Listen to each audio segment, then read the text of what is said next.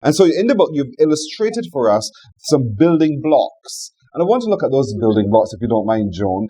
And it starts with, one of them is effective communication. To have relationship, you must be able to communicate with each other. So if you and I are in a relationship, I need to share with you what I'm thinking. I need to hear back from you in a way that shows that you understand where I'm coming from. So, for example, even explaining what I need from you in our relationship, whether it's a work relationship or a personal relationship. If you're misunderstanding the meaning of what I'm saying, then you might be working really hard at giving me what you think it is that I need. But because I didn't check to ensure that you understood what I was conveying to you, we're working at cross purposes. And the thing is, as you mentioned before, we're all different, huh? So we have different filters. So I listen to you based on my life experiences, based on how I was brought up, my values, etc. So even the use of certain words can communicate different things from different people.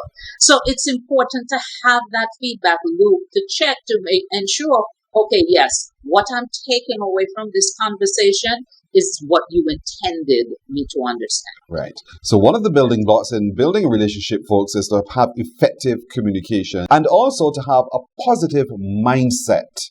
Why is that important? I'm sure that everyone who's listening, if they think about it for just a moment, they can recall someone whose mindset was so close it was like a steel trap. They had these preset opinions, perspective, and no matter what you said, they were not going to budge from there. And sometimes people are not even aware in terms of where that perspective originated, but they're still holding on to it, and will not consider there are other possibilities. You go on to talk about another one of those building blocks to be respect. That is something that seems to be scarce among a lot of people today.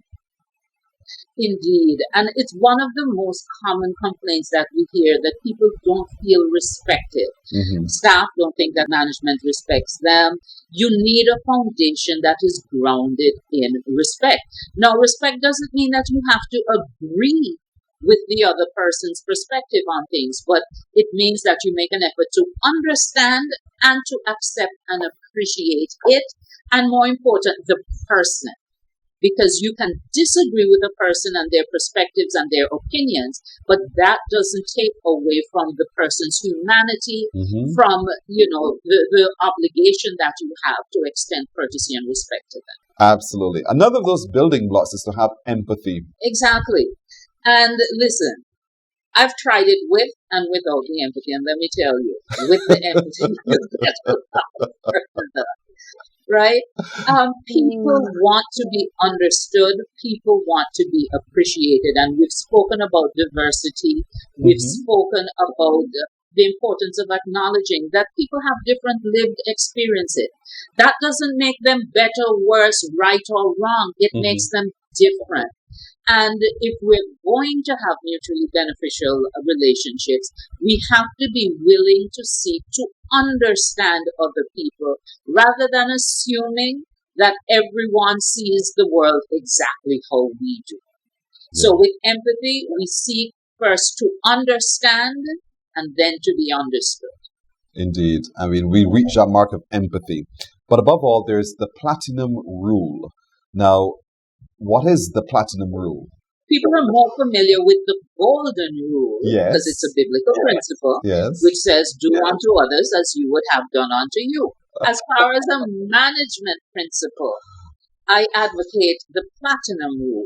So if you say that you're going to manage people the way you would like to be managed, that presumes that people are exactly like you, but they're not necessarily. So the platinum rule says instead, do unto others as they would have done unto them.